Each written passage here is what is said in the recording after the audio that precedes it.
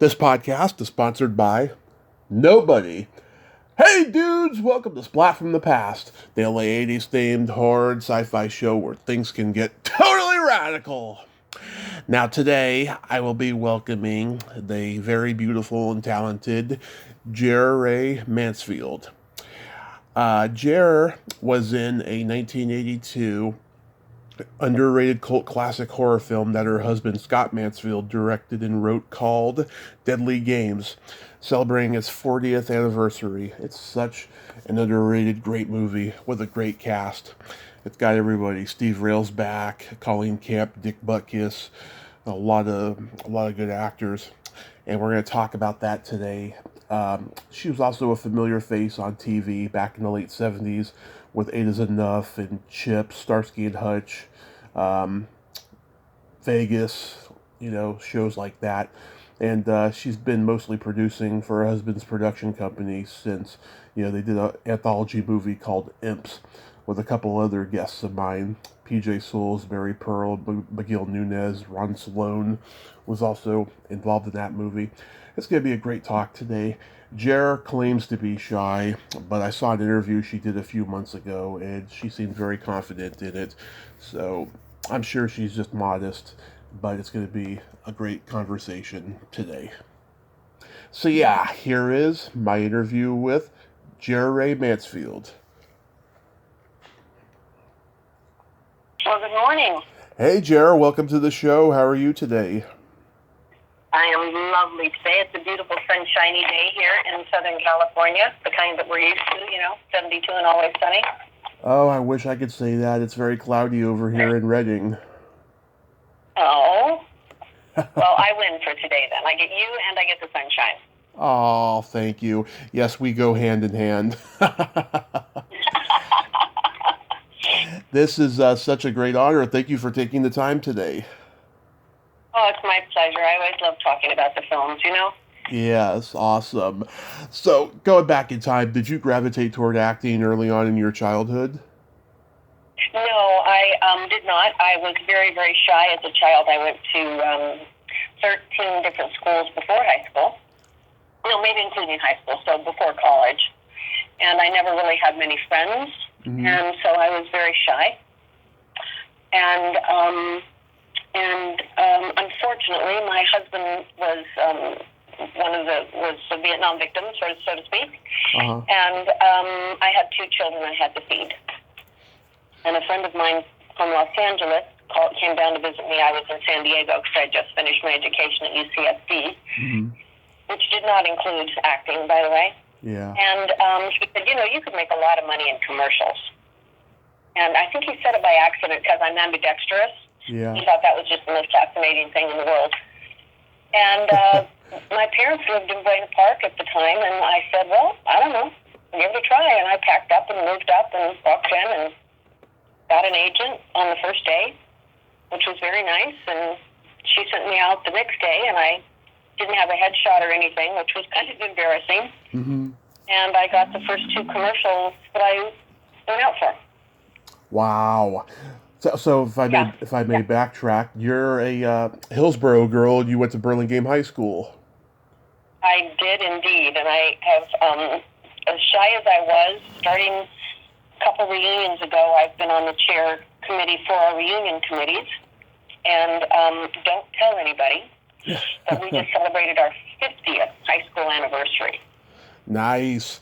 Yeah, I'm born and raised in San Mateo. I went to San Mateo High School, and so did my parents.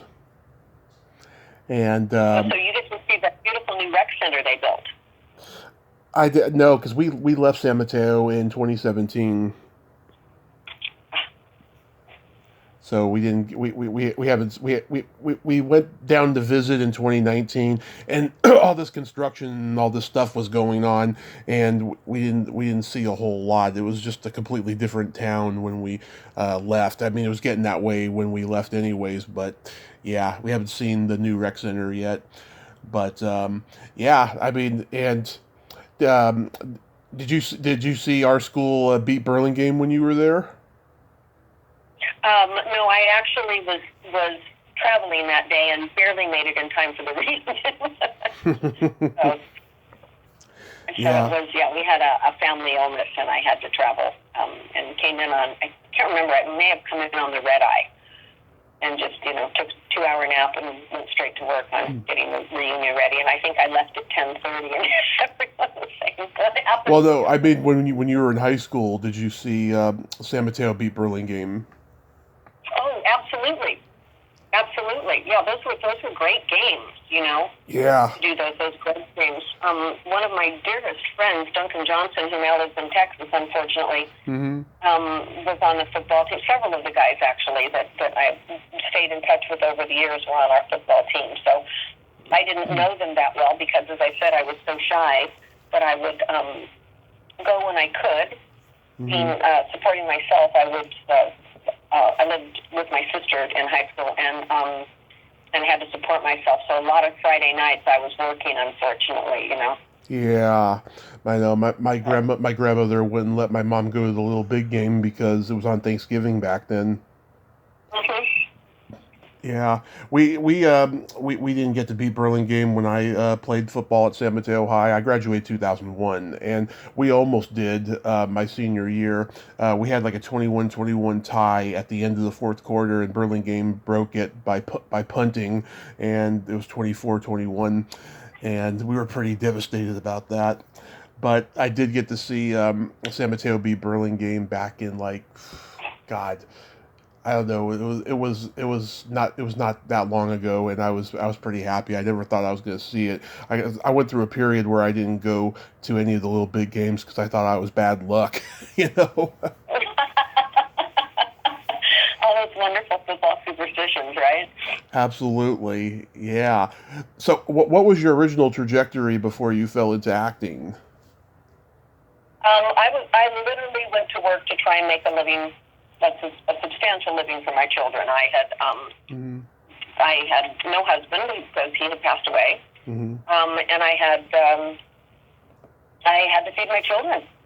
And I thought, if this is a good way to make money, and that's all they need me to do, I happen to be a very quick study, so I get lines very easily, which is fortunate because I didn't know that. Other than having to give speeches in school, which I thought everybody could do that. I didn't realize that people couldn't. And as I say, I'm ambidextrous, so if you need a beer pour from the right side or a beer pour from the left side, I could do any of that.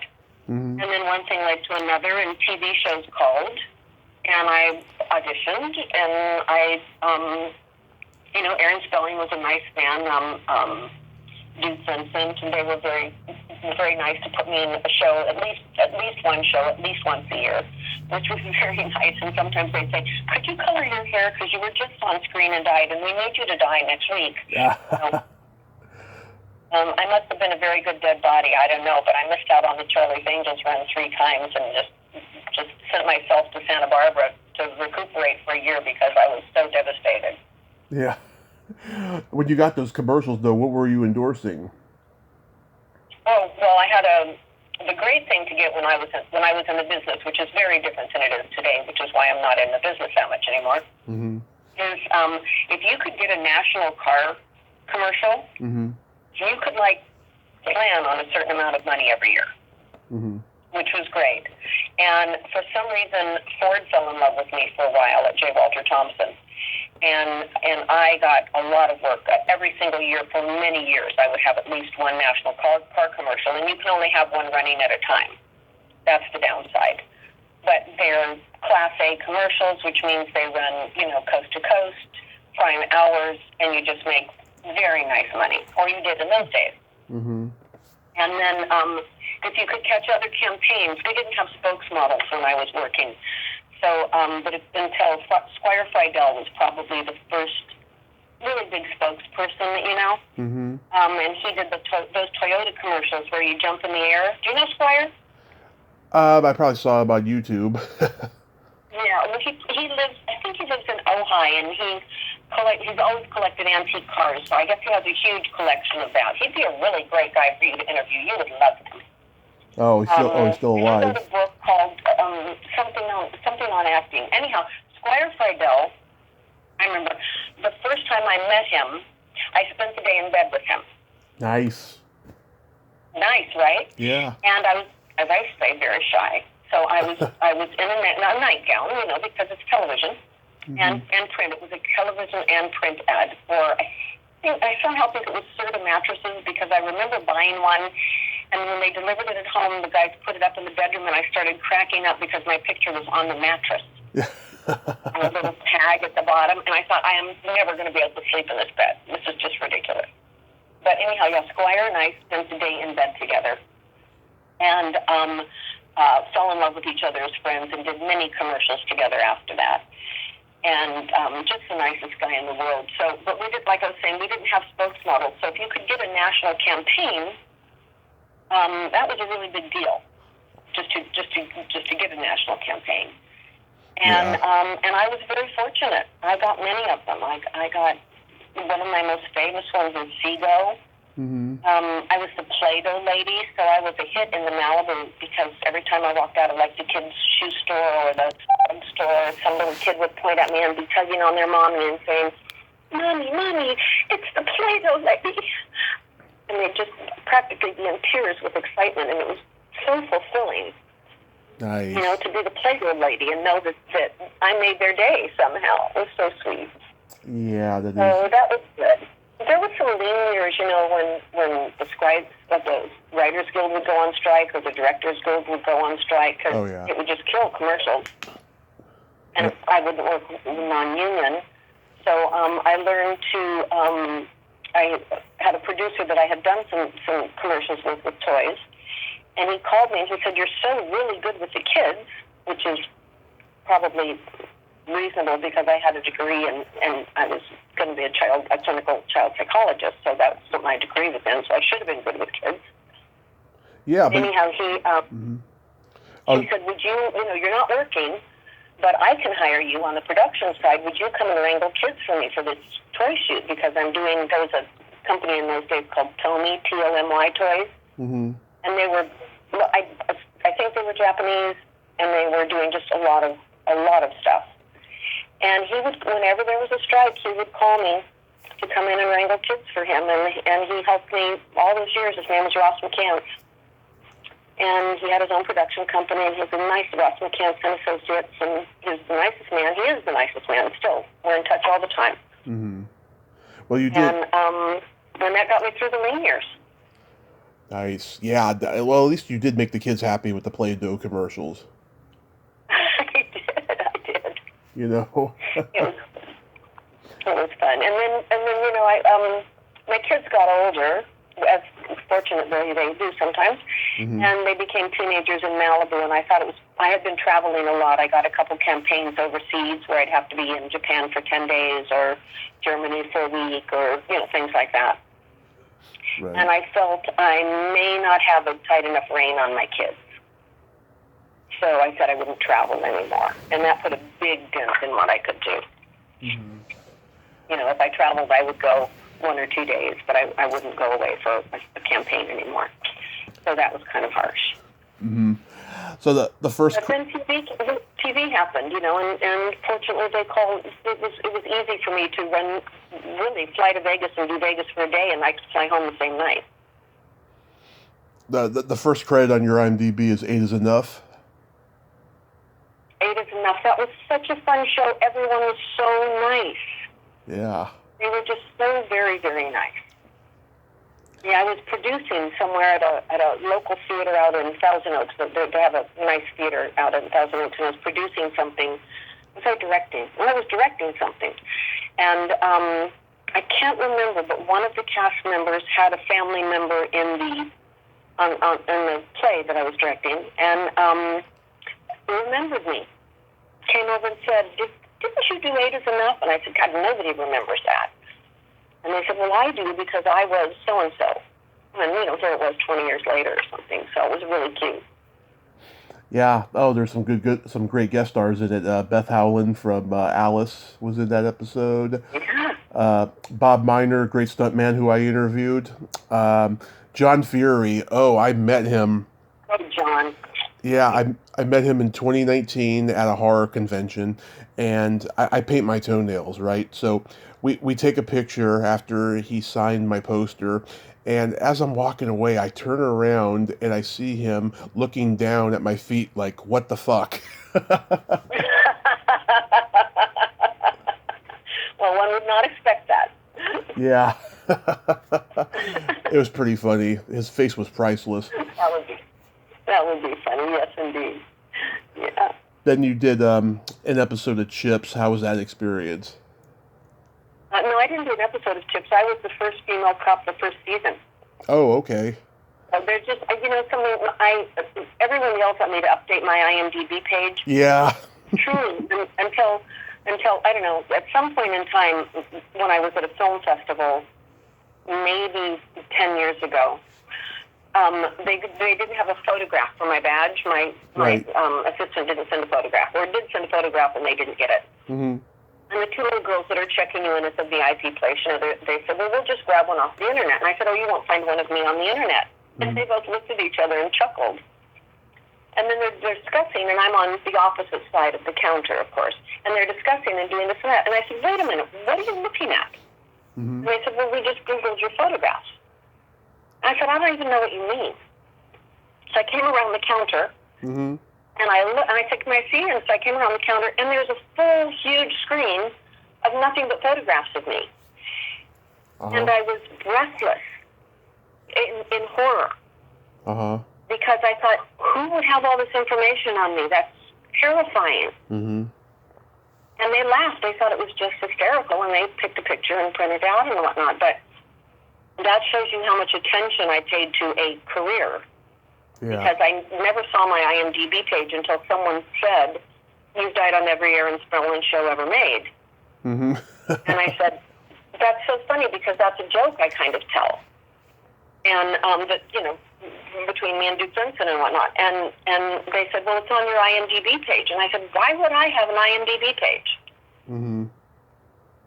So, yeah. That's how I was not a real good career person, but I was a great mom. Well, that's good. Yeah. When you were on Chips, though, was Eric and Larry were they nice guys? Because I heard later the success went to their heads. Yeah, Larry was the best because the season was very, very popular. Mm-hmm. And bringing a female officer on, it was actually the year that California Highway Patrol allowed female motorcycle officers, female CHPs, not motorcycle. It was the very first year. And Chips wanted to sort of honor that and signify that, and the CHP was not happy about it. So when I would go and get dressed, I had to have my hair pulled back in this not attractive style at all. Very light makeup. They were very restrictive. And I would have to do a full suit check to make sure that my uniform was right, my gun was in the right place. Someone would put a belt on me just before I walked on camera. And if I took one step out of the scene after camera, someone was in front of me stopping me. And it wasn't a real gun. I mean, it was a real gun. It wasn't a loaded gun. Mm-hmm. I mean, I'm sure they were plugged or whatever, because I never took it out of it. But the badge and all of that, it was that authentic. And heavy, so heavy. Mm-hmm. But that was a season where I didn't get used very much, but I was used to authenticate the CHP, the female CHP concept. And Brody Greer was working then. I love Brody so much. Do you know him? You mean Rosie Greer? No, Brody. I know Rosie too because I used to work with Pam a lot. But no, I don't. Brody Greer, very tall, must be maybe 6'3", 6'5". I mean, just remember he was very tall, so it was always hard to get shots with him. Mm-hmm. But I was 5'8", so it worked a little better. So we had some scenes together. He's just the nicest guy. I don't know what happened to his career, but again, I've been fortunate to work with really, really nice people. Mm-hmm. Larry was really nice. I can't say anything bad about anybody, but yeah, some people let it go to their head. Yeah, that's what I heard. Yeah. Yeah. So and it's hard not to. I mean, people are fawning over you. Ladies are hanging all over you. Yeah, or if Or if you have a lot of responsibility like Eric did, you know, because he was like the first Latino leading man on TV, and just he had a lot of pressure. And he let everybody know it. Yeah.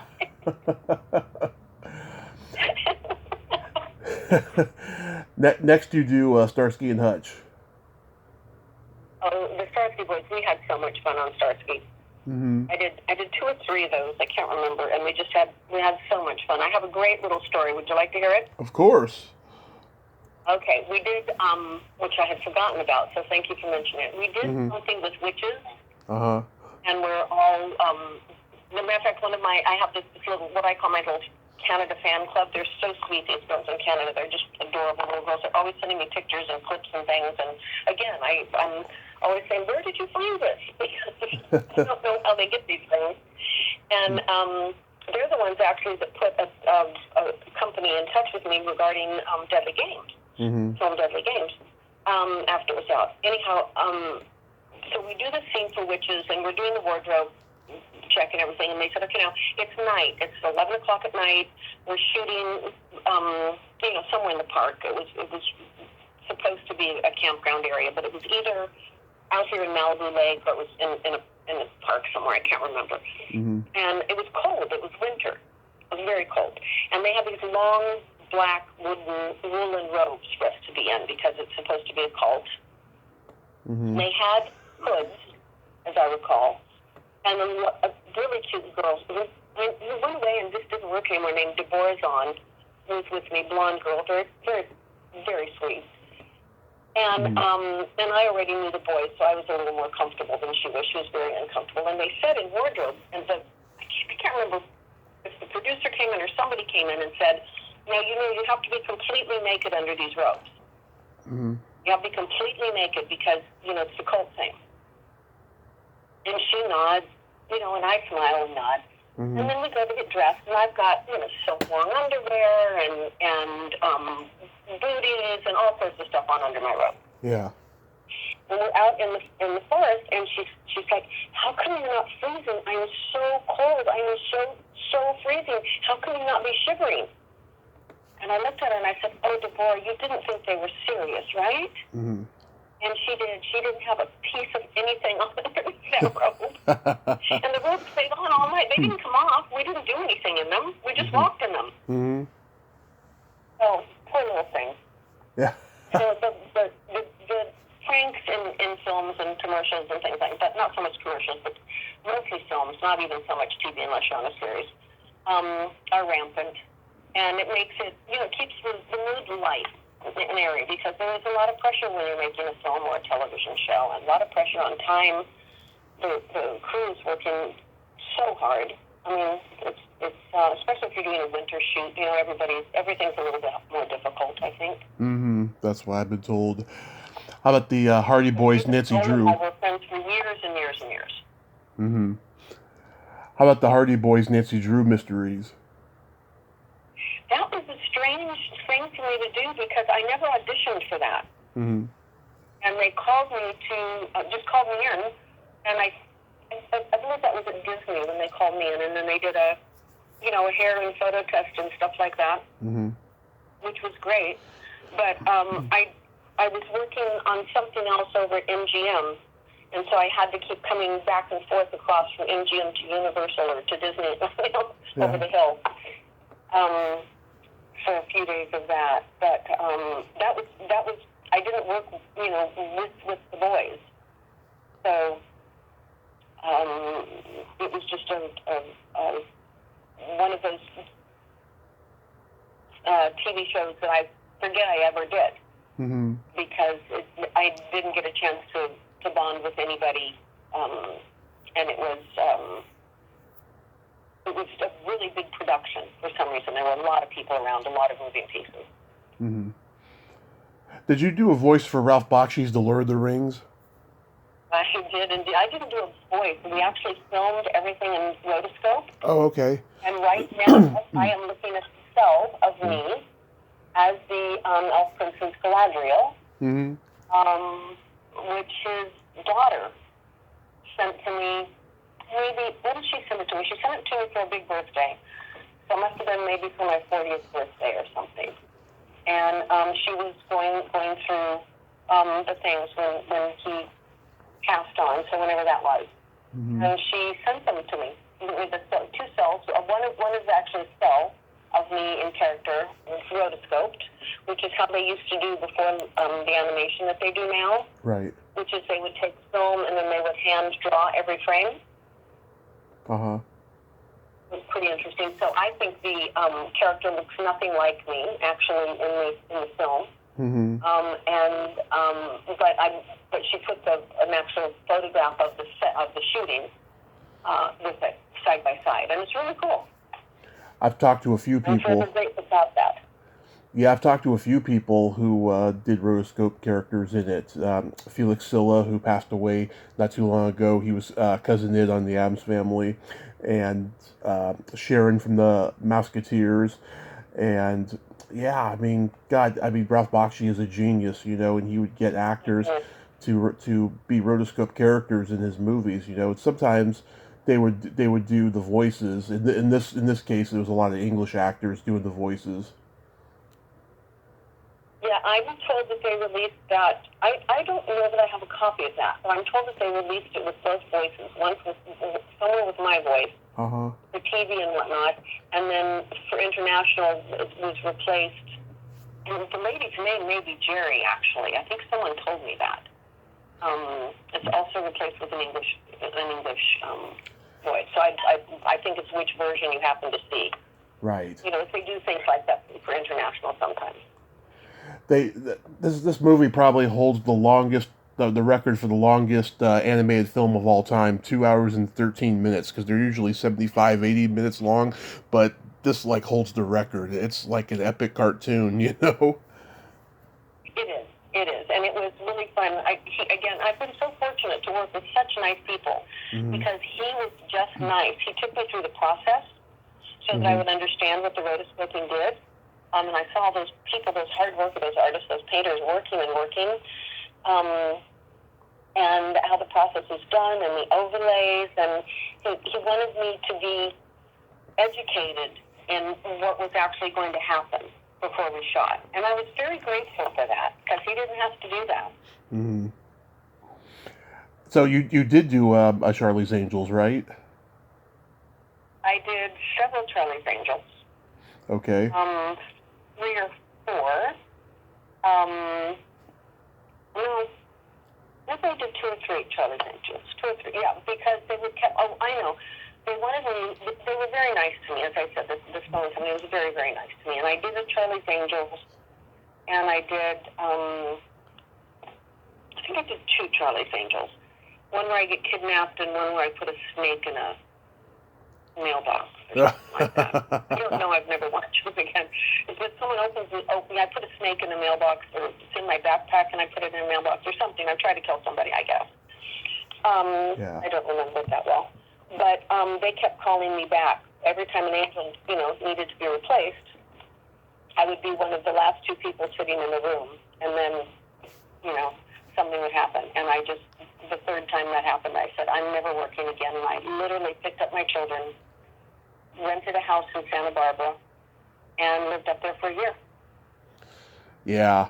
There's a track and field episode where Kate Jackson, she absolutely refused to go braless in. I don't doubt that at all. Yeah. I talked to this one actress. She told me she was a huge Charlie's Angels fan, and her first job was guest starring near the end. She said she was just so disappointed by how rude they were to her. They were not welcoming at all. The crew was a great crew.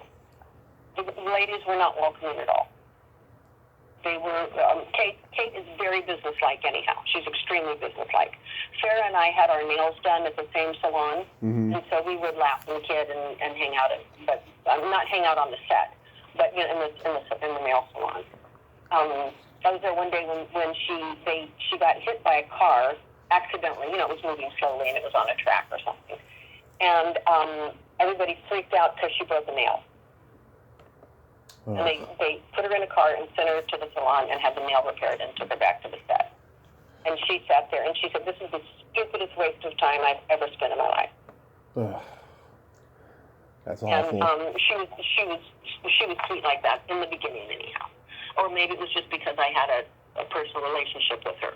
Mm-hmm. But I have a very dear friend of mine, George Stanford Brown, who may have directed that episode. Mm-hmm.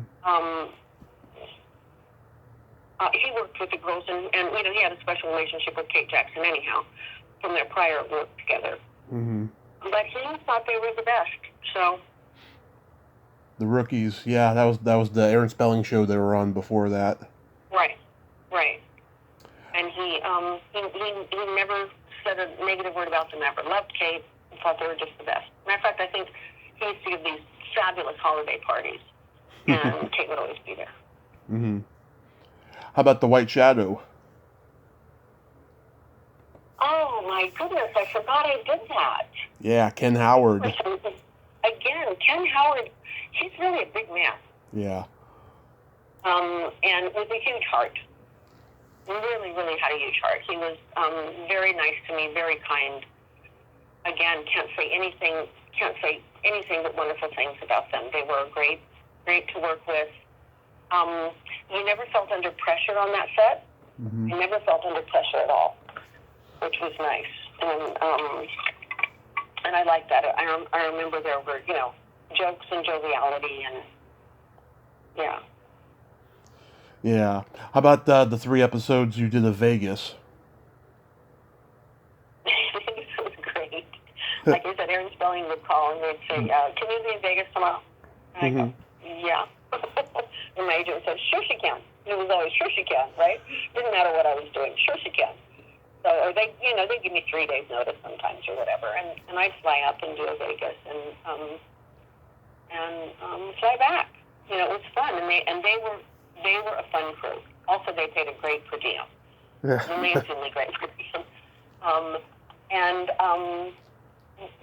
They were very careful with their female cast members. They would actually have a teamster pick you up the minute you came off the flight, carry any bags or anything you had or anything, pick you up, put you in the car, take you directly to the set, walk you in to the AD or whoever was signing you in, and not just drop you in the parking lot or anything like that. They were wonderful. I'd never had that kind of treatment from the Teamsters before, and they were so. I assume they did that with everyone. I mean, they were just exceedingly nice about that and cautious to make sure that you were safe. And there was a no drinking rule, a no drinking policy, which was funny. And they would give us something. I think they gave us like $20 a day per diem for gambling. Mm-hmm. It was specifically, and it was a $20 bill. It wasn't a check or anything. It was like a $20 bill. And they would say, "This is your gambling allotment for the day." Yeah, Robert Urich did like... I'm sorry. Robert Urich did... And I didn't gamble. Mm-hmm. Yeah, Robert Urich did like 12 series, and this and Spencer for Hire are like the 2 most successful. He's probably the most recognizable face of like 70s and 80s television. I agree, and he is indeed just the nicest man. Put him on a pedestal, just so nice. I mean, I'd have married him if he hadn't been. Yeah, he was married to Heather Menzies. I actually reached out to her a couple months before she died, and I didn't hear back from her, unfortunately. But, yeah, that was an interesting marriage. So how do you and your husband meet? I met my belated husband, who passed away a few years ago. Oh, I'm sorry, I didn't know that. Yeah, he asked that I not publish an obituary. Mm-hmm. Which was interesting. But I did let he was born and raised in Chicago, and he went to Willamette. And one of our friends from New York asked if he could publish it in Willamette, if he could write it and publish it in Willamette. Mm-hmm. And I told him that it had been his wishes not to have that done. But I said, I won't prevent you, because I think his schoolmates would like to know. So because he had a bunch of guys that he would get together with, and they all knew, and I figured that people would just get it through word of mouth. But anyhow, so we met. I was in years ago when now I'm sounding ancient, when cable was new. Remember we had Vega cable out here in California and stuff like that. Oh yeah. I think it was called Clear, and they were in Colorado. Mm-hmm. And for some reason, I think it's called Clear. I'm not sure. A wonderful lady who ran a great agency here that I just adore, and I see her now still, is Vicki Light. Mm-hmm. And she had an agency there, and they were hosting something, and they called my agents here and asked me to come and present something to Vicki, whom I didn't know. And I said, okay, but I need a cheat sheet because I don't know her. You know, if you're presenting someone for an award, you need a little cheat sheet. Mm-hmm. Because and you know, give me the highs and lows so I know what to avoid and what to say. And they said, once you meet her, you'll be fine. And I was like, that's scary, right? And I met her, and she was so delightful. And so I think I just announced her, presented her something. I can't really remember the details, but we sat and talked till 2 o'clock in the morning or so after the event, just sitting in the big hotel area, the lounge area. Mm-hmm. And then I had to catch a flight at like 5. Yeah. You know what happened? Oh, I know what happened. My flight home got delayed, so I kept waiting for the snowstorm for them to call me when they were going to take off. Mm-hmm. When we could reschedule. It was in those days where it was much easier. They would just wait for them, and then they would, you know, they were taking off. But I wasn't going to sit at the airport, and so I think I had to take off at about 5 a.m. And I thought, well, it's stupid to try and sleep now. Yeah. So we stayed up and talked, and then I went to the airport and flew home, which isn't a long flight from Colorado, so I may have had a little cat nap of some sort. In those days at LAX, there was something called the white telephone, mm-hmm. which they would page you on. And trust me, when you arrive for a flight, and especially if you're sleepless, the last thing you want to hear is your name being announced on that telephone. And they would say something like, Miss Jere Rae, white telephone, please. Miss Jere Rae, pick up a white telephone. And I froze because I had 2 children. And it could only mean that something happened to one of them. So I raced to the nearest white telephone, and I picked it up, and I said, hi, it's Jere Rae. And she said, hi, you need to call your agent right now. And I said, isn't this like an emergency line? She said, your agent said it was an emergency. Okay. I call my agent, figuring she's either going to give me bad news or good news, or something's wrong, or I left something, and maybe I just left something in Colorado without thinking about it. It wasn't right. And I'm in jeans, a boots, and a blazer because I'm traveling on a plane, and I'm coming from Colorado. I had everything but the cowboy hat. And she says, you have I'm so glad you finally landed. You have an interview right now. You have to run over to Hollywood to blah, blah, blah for a film. Mm-hmm. And here's the thing. Very upscale and sophisticated. Well, they had provided my wardrobe in Colorado, as I recall. So I wasn't carrying something upscale and sophisticated. And I was a little cranky. Yeah. And I might have been a little cranky. And I said, I'm in jeans, and boots, and a blazer. That's as sophisticated as it gets right now. And push it till tomorrow. You know they're interviewing 200 ladies. Push it to tomorrow for me, please. And because I need some sleep. And she said, no, they have to see you today. They're seeing them tomorrow. But you have to get over there. And I was like, okay. So I get in the car, I drive over. It's in the heart of Hollywood, one of those casting places. And I park my car in a lot and go in to do the audition, and there's no one there.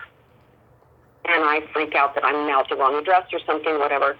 And a lady comes from out the door, and she said, oh, hi, you got here. And I said, yes, I did. She said, great. Go on in. And so I go in, and I meet Ray Dryden and Scott Mansfield, the producer and director. Mm-hmm. And I happen to bring my portfolio. I have this model portfolio that I just carry with me because it had my headshots in it, and I just grabbed it because I happened to have it with me in the car, and came in, and we talked. And Scott always tells this story because I wear scarves because the back of my neck is always cold. So I wear long scarves. Before they were ever stylish, I wore them. And now I wear them because I can't live without them because I've always worn them. So I was telling them a story because you try and be charming, or as charming as you can. And I somehow wrapped my fingers around one another in the scarf. And then I gestured quite dramatically and pulled myself out of the chair, choking myself. You couldn't write something like this. It was hysterically funny. And I thought, oh, you idiot. You can't even walk and chew gum at the same time. No one would hire you. And they laughed hysterically. And I just walked out going, this is so embarrassing, so horribly embarrassing. And then I went to get into my car, and when I went to drive out, I handed the guy a credit card, and he said, cash only. I said, I don't have cash, I can write you a check. He said, we don't take check. And I said, I don't have cash. He said, then you can't leave. I said, this is ridiculous. You have to take something so I can drive all the way back to Malibu and back in and give you, cash, $5 in cash. I have no idea why I didn't have any cash, but I didn't have any. And he wouldn't let me go. And I think it was only $4, by the way. So I thought, okay. I walked back into the casting office, and the girl sitting at the front desk is not there. And I tapped on the door where Ray Dryden and Scott Mansfield are sitting. And I asked to speak to Ray Dryden because he's the producer, and he comes to the doorway, and I said, this is like almost more embarrassing than me, pulling myself out of my chair, but I live in Malibu, and I never carry cash, and I don't have $4 to get out of the parking lot. And he laughed so hard, reached in his pocket, handed me $5. And I said, I will bring this back to you tomorrow. And he said, please, don't think about it. It's fine. Don't worry about it. We're so happy you came in. Don't worry about it. I said, no, I'll bring it back tomorrow. So the next day I did. They were casting him in. I drove all the way in. I gave the receptionist an envelope with $5 to Ray Dryden. and the next day, I got a script delivered to my house. And Scott Mansfield tells the story that he fell in love with me the minute I pulled myself out of the chair, choking myself on from my scarf. Oh. So that's his story. I probably made it a little too long. So it's I okay. have a habit of I had a rule that I would not date anybody I was working with. Yeah. Or poor. And so he kept saying, can we go for a coffee? Can we go for a drink? And I said, you have to understand, I just don't do that. And I really don't date people in the business because I have 2 children. And I just don't. And he's just such a nice man. I mean, he was just such a nice man. Yeah. So the night we called wrap, he said, now will you go for a coffee with me? Go for a drink with me? And I said, 1 glass of wine. So we go somewhere for a glass of wine, and he orders a Diet Coke. And I said, I thought you wanted to have a drink. And he said, oh, I've never tasted alcohol in my life. And I thought, how can you be your age and a director, and he was making a living writing for all the comics at the comedy clubs and everything in Hollywood on the side, because floodplain director, and he would sit at the bars and drink a Diet Coke. He never had a drink or a cigarette or a drug in his entire life. Interesting. So, and he just persevered and persevered and persevered, and then finally we were dating or something, and he said something, and I said, you have to stop this. You sound like you want to get married. Yeah. But I do. And so I surrendered. I had no choice. I just surrendered. So that's that story. Yeah, and he loved to tell the story that, he got to direct his first film and he got the blonde. Crazy. Oh my God. So what's the genesis of Deadly Games? He had directed some things on Broadway, written and directed some things on Broadway. And in his spare time, he always watched horror films, was in love with the genre, anything. Those old Hammer films from Britain, loved those. And they were so stupid. I mean, not stupid because they're actually funny. But, and he loved those, and so he wrote a screenplay, and he came out to California. He met Ray Dryden at that comedy club on Melrose. The Improv. The Improv, yes. So he met him there and got to talking, and Ray said, I'll produce it for you.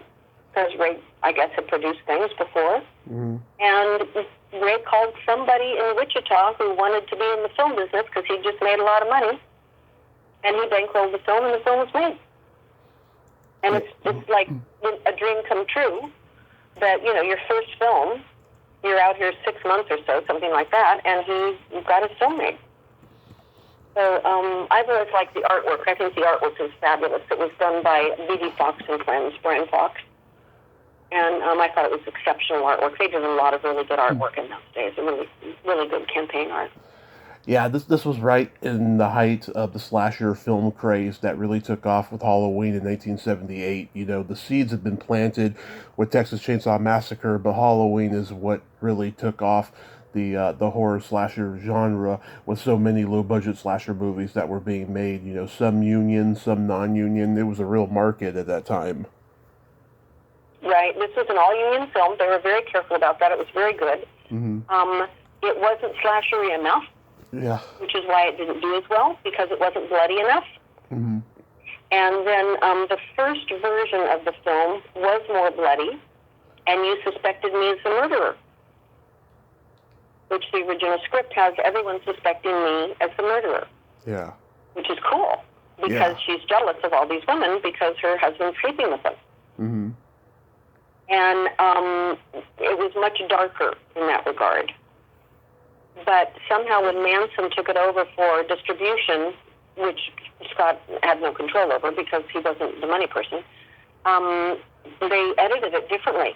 Mm-hmm. And I think it really changed the presentation of the intent of the film. And I think the film's not as sincere anymore. I think it's not as scary anymore. Yeah. Because you have this nice lady, having coffee with her friends in a small town. Mm-hmm. And the small town always reminded me of Wrightwood, down here by Palm Springs, where it's up at the top of the mountaintop, and it's a small town just like this, or there's small towns like this all over the place. So everyone can identify with it.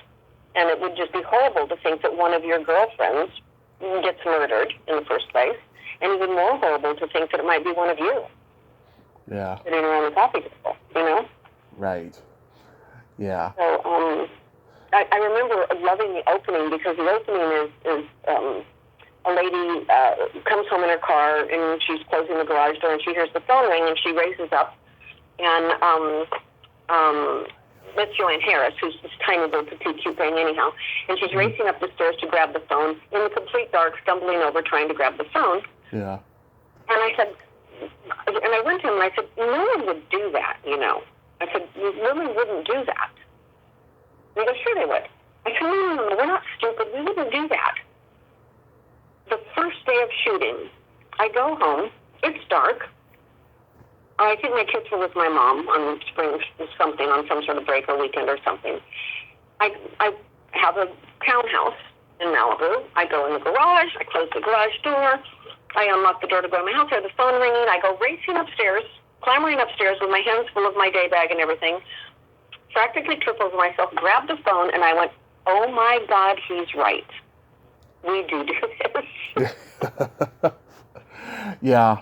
I reached out to Alexandra Morgan before I reached out to you. She declined. Oh, nice. She declined, and I was crushed. But at least now I could say, she had nice tits. Yeah. Did you call Steve Railstock? No, but I know his ex, Jackie Giroux. Yeah, he's a great interview. I love Steve. I haven't seen him do too many interviews. Yeah, I don't know. Certain people I avoid. I'm very selective with who I interview and stuff. And I try to listen to previous interviews beforehand because I want to talk to somebody who's nice and has great stories. And sometimes if I hear things, I avoid certain people. Well, I can't blame you for that one. That would be very disappointing. I can say that on Deadly Games, it was. Mm-hmm. Scott watched every movie and every TV show, and what he called June Lockhart, he had been like, that had been his childhood crush, was June Lockhart. He just thought she was like the best in the world. He wanted her for his mom. I talked to her daughter a couple years ago, and she's just like her. Like, they got the same voice. Mm-hmm. The same voice. They look the same. They swear a lot. That's great. That's great. She said she was very, very sweet on the set, just very sweet on the set, and I said something to her about it. I was talking about something, and she said, "I'm not doing anything. Mm-hmm. It's not a challenge. I'm basically just sitting here." It was very funny. It was like, they're paying me to pretty much just sit here. Yeah. I thought you were cute with that veil on. Was that yours? Yes. So the scene that I love that they cut, which was a really fun scene to shoot because we were way, way up in the mountains in Malibu to get the full moon effect, which of course had cloud cover, so then they had the gaffers had to rig it all night long, so it was a very long shoot. Mm-hmm. And Billy Blair, yeah, such a great lighting director. Gave me this beautiful moonlight shot. This whole scene's cut from the movie, mm-hmm. and I'm in. They bring me my wardrobe because it's supposed to be of me getting into bed and am I going to get killed? You're supposed to be frightened to see if I'm going to get killed. And it was a very scary scene, mm-hmm. And I liked it a lot. And because Sam Groom comes home and he's wearing black gloves, which the murderer did in the film, mm-hmm. and so you think he's going to murder me, and he's going to be the murderer. So it was a really fun scene. Anyhow, I go into wardrobe, and I'm out of makeup and everything like that, and I'm under the robe that you wear around, and it was freezing cold. And they pull out this slinky, really slinky, sexy, long nightgown with a slit up the side, and, Mm-hmm. I said, really? and of course, you can't wear a bra under because it's a slinky nightgown. Yeah. So, and I'm not flat-chested, in case you didn't know. Yeah. So I thought, okay, he's done this on purpose. So I happened to be wearing some, I don't know what time, it was winter because it was all cold, and I had these striped socks on that were like rainbow striped, knee socks, because I've been wearing boots, just trying to stay warm or whatever. Mm-hmm. And they were obnoxiously, hysterically, they were clown socks, basically. Mm-hmm. And so I'm sure someone gave them to me as a gag gift. And so I kept them on. Mm-hmm. So we walk onto the set, and all the guys are giving me a really hard time because they knew they could, right? Mm-hmm.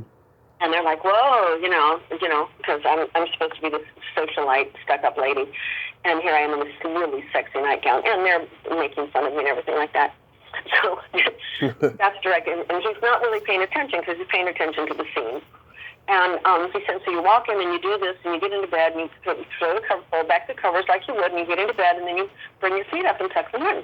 I go, oh, fine, it's not difficult. There was no dialogue, so I was there alone, supposedly. And so I do the whole thing, and as I bring my knees up to put them under the bed, I brought my knees up. I moved my negligee a little bit, and the stockings, the socks show.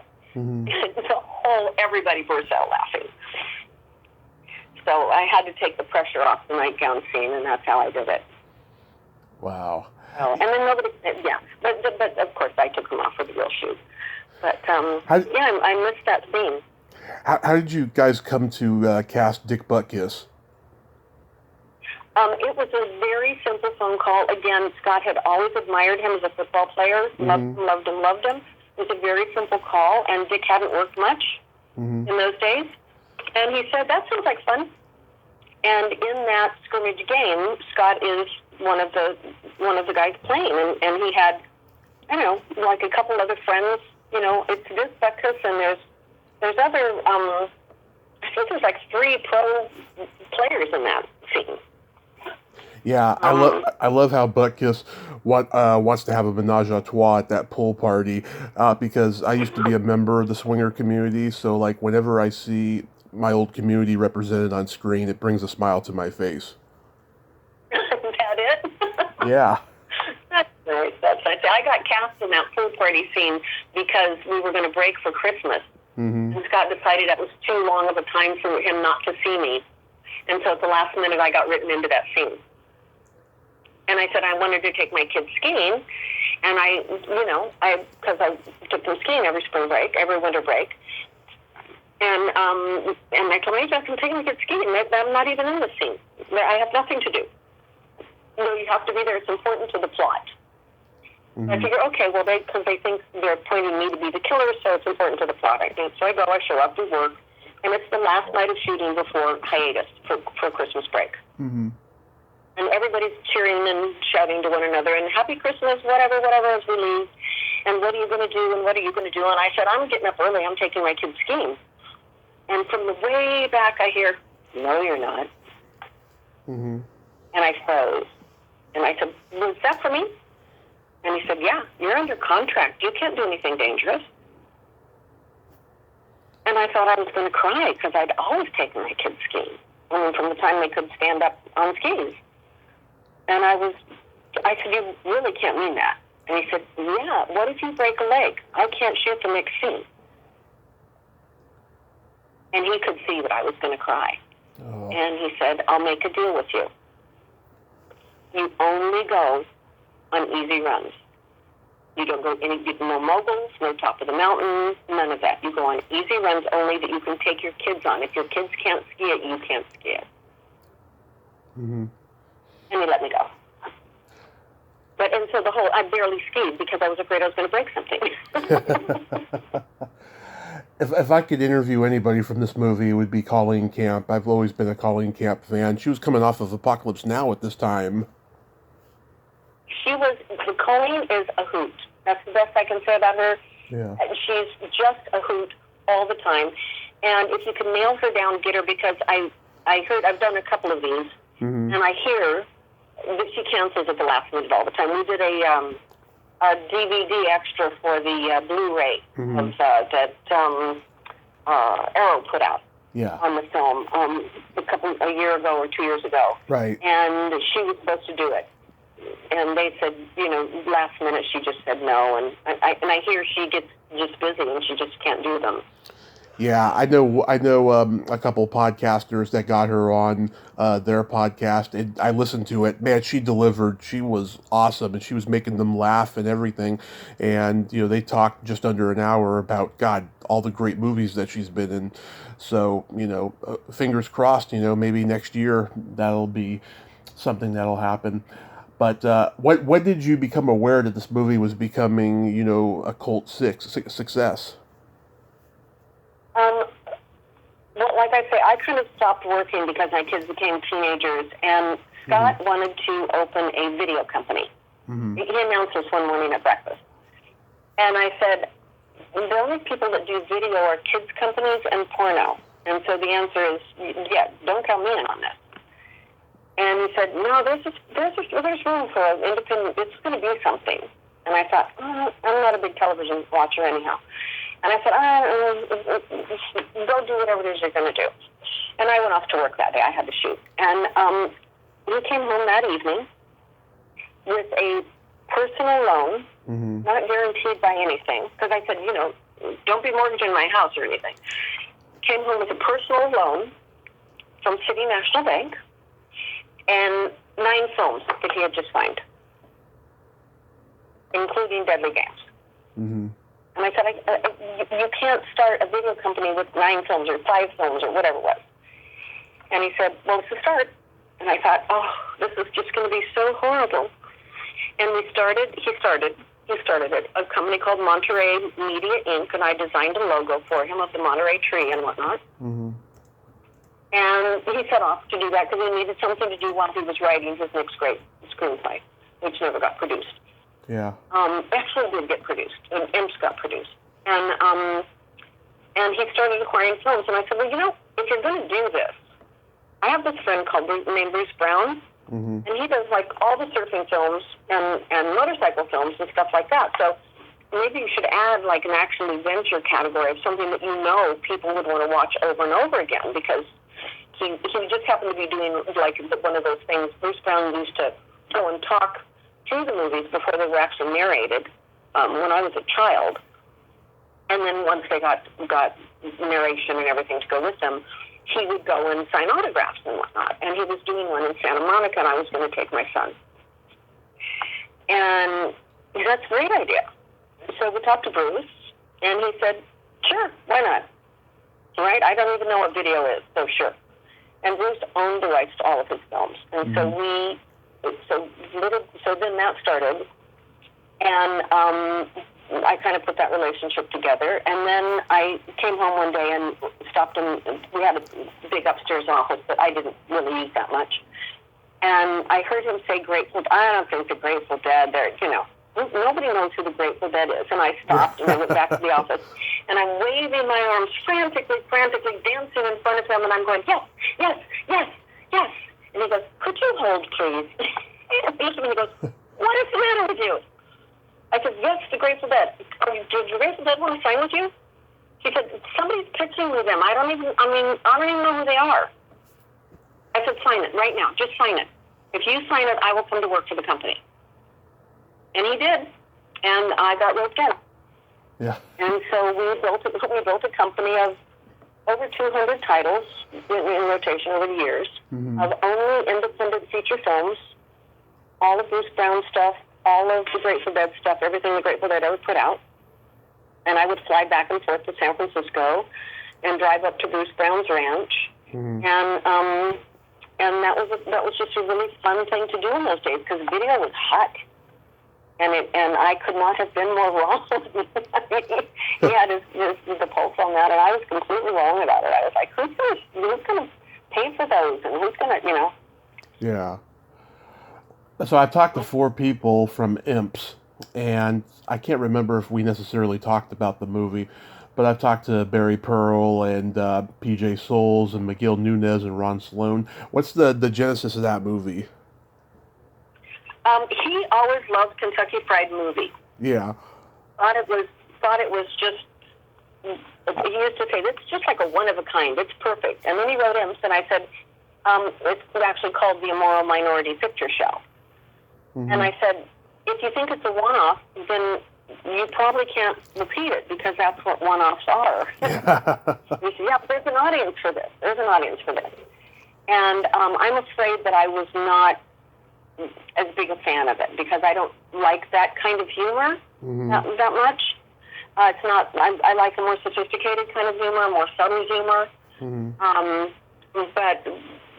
But I couldn't deny that it wasn't there because he'd been so right about the video company. And he took it to who did he take it to? William Morris. And they said, "Sure, absolutely, we'll rep this film," and they did. And he got money for it. And he said, so now we need to cast it. So I would sit with him and I'd say, who do you want in this role and who do you want in that role? And then we got a few people to sign. And then it became sort of a cause celeb film to do for some reason. So I was having lunch with George Stanford Brown one day. He says, what are you doing? I said, well, I'm kind of helping Ross produce, Scott produce this film. And I tell him a little bit out. He goes, heck, I do that. He goes, a day work? I said, yeah, it's just a day. He said, I'll do that, but I want to put a couple of my friends in it. I said, okay, I don't care. So we're just went in. Then I can't remember how we got to PJ Souls, but maybe a casting director got to her. She was very sweet. Oh, the best. And Barry Pearl, Scott knew Barry Pearl from Broadway. They'd done Broadway together. They'd worked on off-Broadway or Broadway together. So he knew Barry Pearl. Again, nicest guy in the world. I hope you had a great interview with him because he's fun. Barry, yeah, he's a nice guy. Yeah, I get to know him personally. We have another mutual friend in common named Ray Masterbito. And I see Barry Pearl from time to time up there at a party or those kind of things. So, and I actually Facebook messaged him and told him that I was doing this interview with you, and he thought that was great. Oh, that's very nice. Yeah, so Imps didn't do as well as we had hoped. I think a lot of it was the artwork. I worked long and hard with that artwork, and I could not get the graphic artist that Scott and the producer, the other producer wanted to do because they had seen prior work, and I just we couldn't get what I thought would have been the better campaign for it. And I don't know why it didn't do better, because it's funny. There's some funny stuff in it. It's who was it? Somebody said it's raunchy without being hysterically funny. I don't know what that means. Yeah, I don't know what that means. I don't know what that means either, but it's very disjointed, which it's supposed to be, as is Kentucky Fried Movie. Yeah. But I did 1 or 2 bits in it for it, because I put my daughter in one, which she had a fun time with. And then he did a parody of an old commercial. So I did a hair commercial years ago. And it doubles me on camera. I do, and my hair looks so nice. And so then I told 2 friends, and then they told 2 friends, and then they told 2 friends, and so on and so on and so on. And Scott had remembered me from, I think, a different commercial, but he remembered that one anyhow, when I first met him. And so he wanted to do a parody on that. And it has real sexual overtones. Yeah. I can't remember exactly how it went, but I think I'm sitting under a tree or something, and I talk about it, and I told 2 friends, and then they told 2 friends. Yeah. I think it's a sleeping with a gentleman who is not very well endowed, shall we say. Yeah. And then I spread the rumor by telling 2 friends, and they told 2 friends. So it's probably a funny bit, but I haven't seen it or read it in 30 years. So. Yeah. Was Marilyn Chambers a friend? Hmm? Marilyn Chambers? Marilyn Chambers? Yeah, she's in it. She's a friend of Scott. Uh-huh. Scott had directed her on Broadway in a play called Lay Belly Button. What's it called? The only Broadway show she had ever done. Wait, what's it? And directed it. What was it called? Lay Belly Button. I think I'm right. I have never heard of that. I love it, though, because belly buttons are my favorite body parts. Well, it was, I'm assuming it was off-Broadway. I never saw it, but he knew her from that. Mm-hmm. And he called, and she said, sure, Scott, why not? And she was delightful. Again, no attitude whatsoever. When she came to work, she would do, there used to be a huge video convention that we had in Las Vegas called Video Software Dealers Association. Yeah. And she came, signs autographs, the lines were just, around the huge place, and the people would stand in line for an hour, just waiting to get her autograph. So she's a very sweet lady. I reached out to her daughter earlier this year to do a tribute. I haven't heard back, but hopefully I will. Yeah, my favorite story about her is when she was in that movie, The Owl and the Pussycat, long before she did porn, and like her and Robert Klein were in bed in the movie, but Klein said years later that they spent the night together, and he found out later that he wasn't so special. She was sleeping with everybody on that movie. Well, the girl's got to stay entertained. What can I say? Yeah, he said he helped her with her homework. She was like 18 or 19. She was like 18, 19 when she did that. Yeah. John Carradine, wow, he must have had some stories. Oh, John Carradine was wonderful. I went in the car to pick him up, to bring him to the set. And it just stories, and I had known both of his sons because they were married to associates of mine and friends of mine. And I got to pick him up, and I just wanted to just sit at his feet and listen to him all day, every day. And couldn't be more professional. And we got him a hotel that was closer to the set because, he was older, and I think his house was up in the Palisades or somewhere, and it was just easier to keep him close. And so if he got tired, he could go home and rest and whatnot. And I got to actually art direct that set, which made me very happy because it was just how I kind of always picture him, for some reason, in a relaxed mode.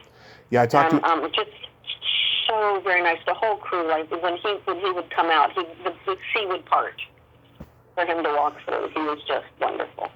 Yeah, his granddaughter told me she absolutely idolized him. He was just a great man. It was David Carradine's daughter.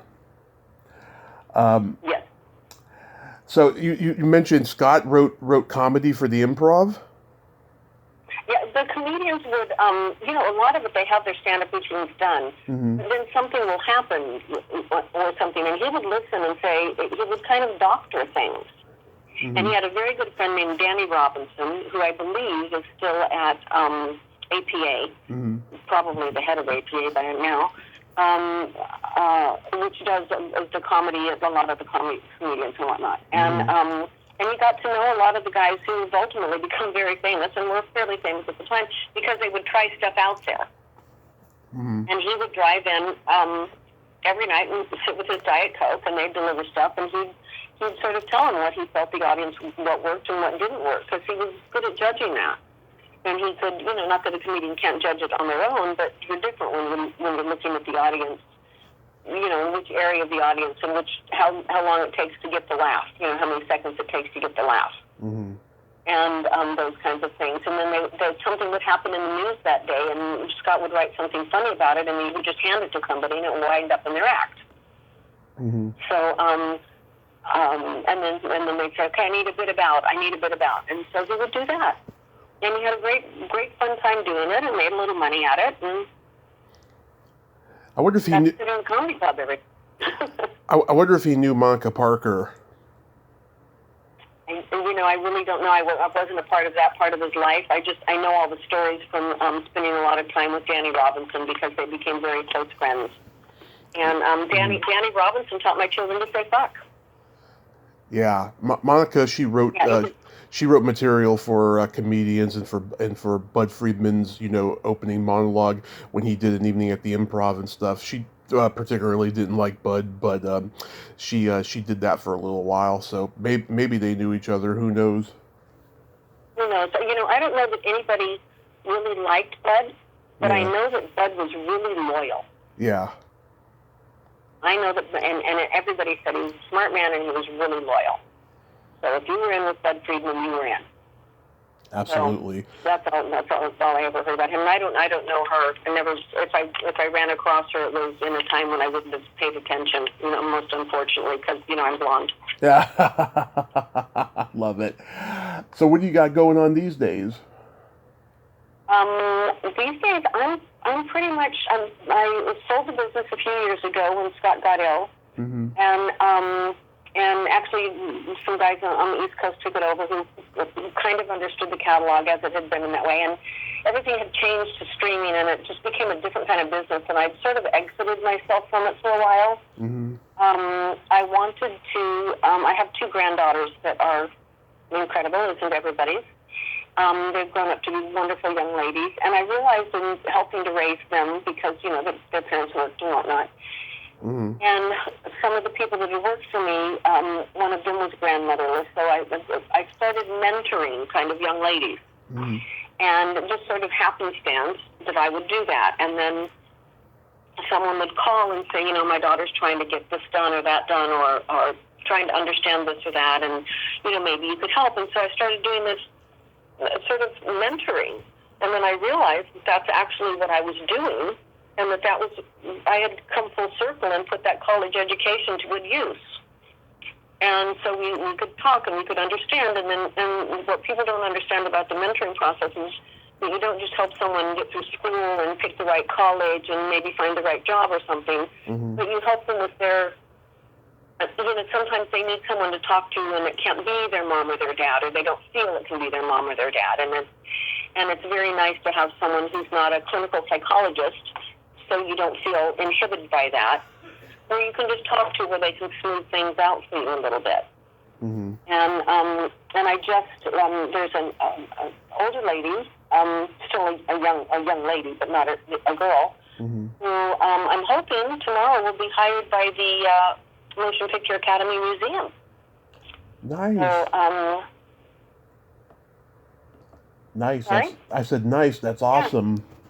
Yeah, it's real nice, and I really like doing that. Somebody brought me a young boy. Oh, there's a young boy not far from here, and I found myself. We were just talking one day, and I found myself. He likes to write, but he doesn't do anything with it. And I said, so what have you written lately? He goes, I just write some stuff for myself. And I said, well, that's good. You should just let some people read it and give you some input. And he was like, nobody wants to read my stuff. It was one of those. And I found myself sort of like silently coaching him into ways to do things. And that, if he thinks something's kind of good, or a little short story, or a little clip or something, he might send that to the the school paper, maybe the school paper, and we just got into these conversations. And I thought, do I know enough to help a young boy? Mm-hmm. I don't know that I do. But I find myself sort of naturally gravitating toward mentoring young people, and I like that a lot. Mm-hmm. I like it an awful lot. And I don't, I can choose to work or not work. So my wonderful niece runs a CESD, Mm-hmm. which is a agency here in LA, and I think she'd either just gotten out of high school and gotten a job, or she had a year or two of college behind her, and she was in some dead-end lame job.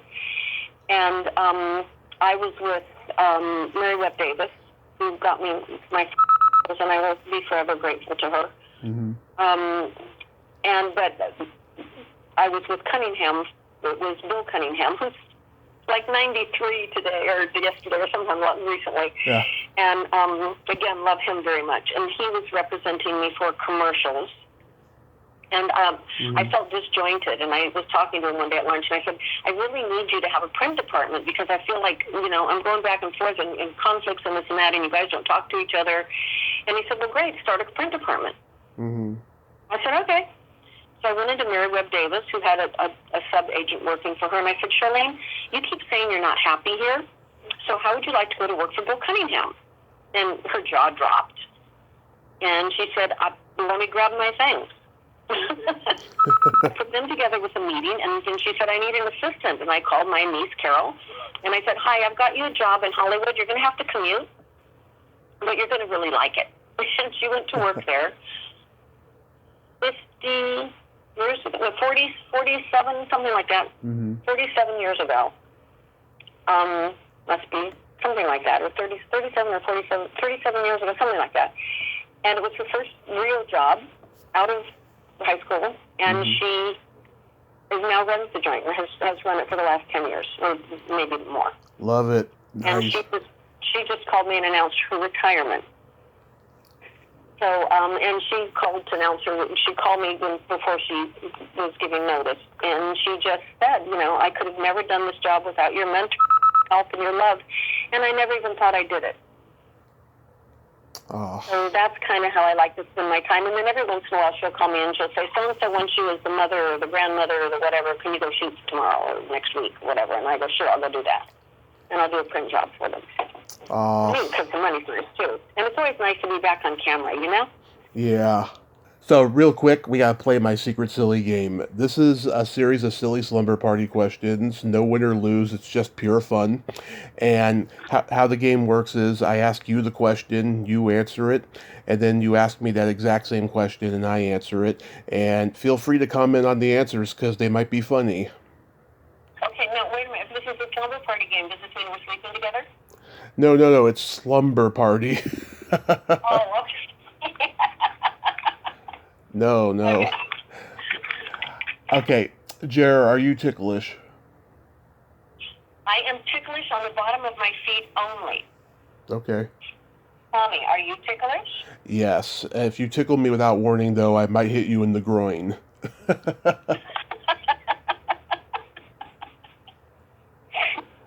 Yeah, my soles are very ticklish and under my arms and stuff. My cousins used to torture me by holding me down and tickling my feet. Oh, yeah. Mm-hmm. Yeah. I think we all went through that. Is your belly button an innie or an outie? Oh, it's definitely an innie because, that's what looks good in bathing suits. Yeah. I could have it surgically, redesigned. Oh, yeah. Tell me, is your belly button an innie or an outie? It's an innie. Tell the truth. Pardon? It's an innie. Okay. Are you proud of that? Yeah, it's pretty deep, too. As long as it's clean, that's all I care about. Yeah, I dated a girl years ago who told me it was so deep I could fit crystal meth in there. I'm not sure that's a compliment. No, it wasn't. It wasn't. Very suspect of her. Yeah. What color are your toenails painted? My toenails are painted scarlet. Nice. I'm trying to Tell me, picture. what color are your toenails painted today?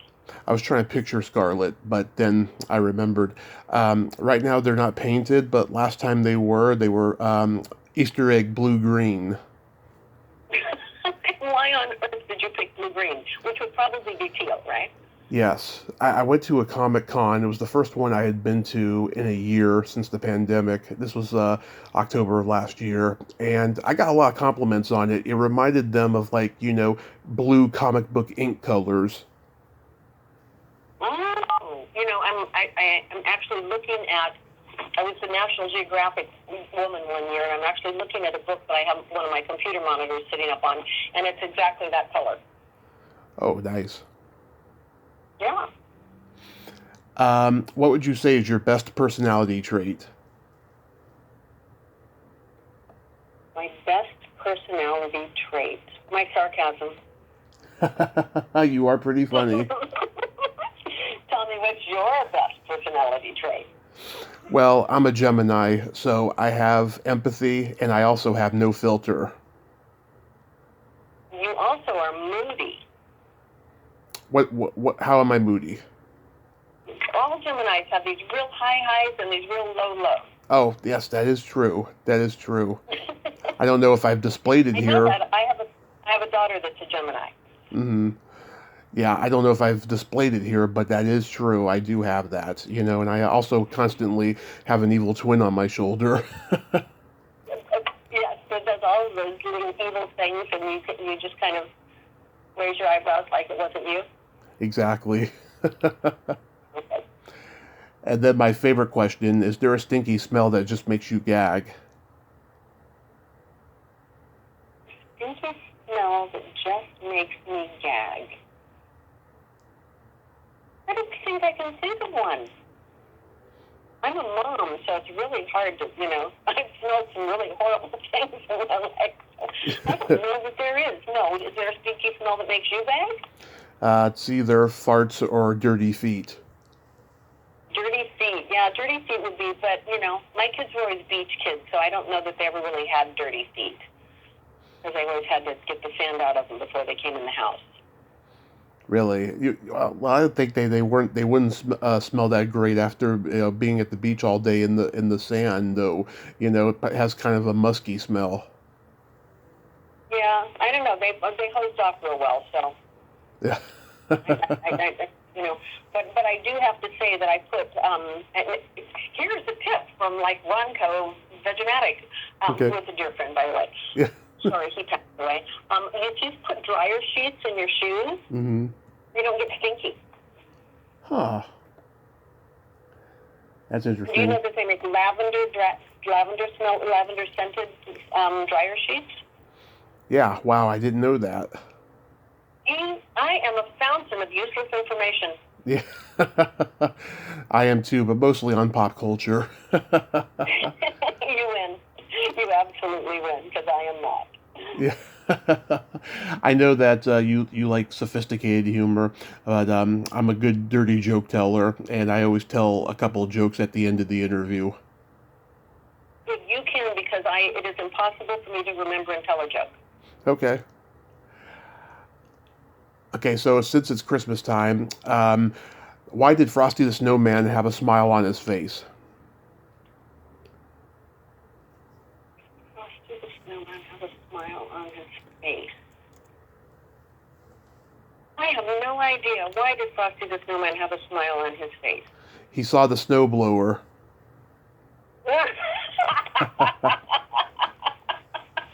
Oh, I hope I can remember that one. Please let me remember that one. Okay. I will. Next. What do you call a boy that doesn't masturbate?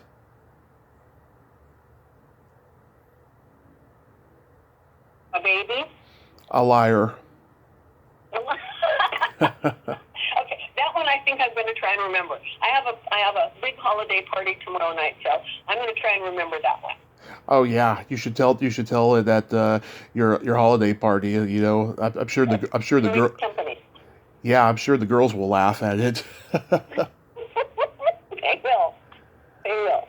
I'm actually writing it down. This has been so much fun. Thank you so much. Absolutely, yes. I'm the kind of guy you invite me to a party. I'll be telling those jokes like all night long, and like everyone just goes gaga for them. It's great. I had a wonderful friend who owned an art gallery in Beverly Hills called Gallery Michael, and I traveled with he and his wife a lot all over internationally, and he would be in a very, very sincere conversation with you, and then he would say that something like he'd reach in his pocket and feel around or something, and he'd say, "I didn't know I had prunes in my pocket." And I went, "Why would you have prunes in your pocket?" And he went, "Oh, wait, no, I reached down a little too far." And, or something like that. I'm sure I completely mutilated this joke, but it was actually a joke. And he would say something like that. And it would take me several beats before I'd realize what he was talking about, because my mind doesn't go there. And secondly, before I would realize it was a joke. I mean, he would almost have to smile before I would go, "Is that a joke?" And he would just say things like that out, and as you're walking down the street or something. So it must be like you do those, just jokes everywhere. I do, yeah. I mean, I always give a smirk to let them know it's time to laugh, in case they don't get my sarcasm. I mean, that's the best way to do it, I think. I think everybody does. And I know some pretty good joke tellers who can do that. Yeah, those are the best. I like that. I like that a lot. Jared, thank you so much for coming on today. You are a special, sweet lady, and I'm so glad that we did this. Well, Tommy, I appreciate you taking the time with me. I hope it's fun for you, and I wish you all the best of luck in anything you do. And if I can put you in touch with anybody that you need to put in touch with, please don't hesitate to give me a call. Oh, thank you. Absolutely. Yes, let's stay in touch. And you have yourself a happy holiday season, and be safe out there. You as well. Thank you. Take care. Bye-bye. Bye-bye. Well, there you have it. Jere Rae Mansfield. Three beautiful words and a beautiful lady. I'm so glad I got to talk to her today. She's a lot of fun, isn't she?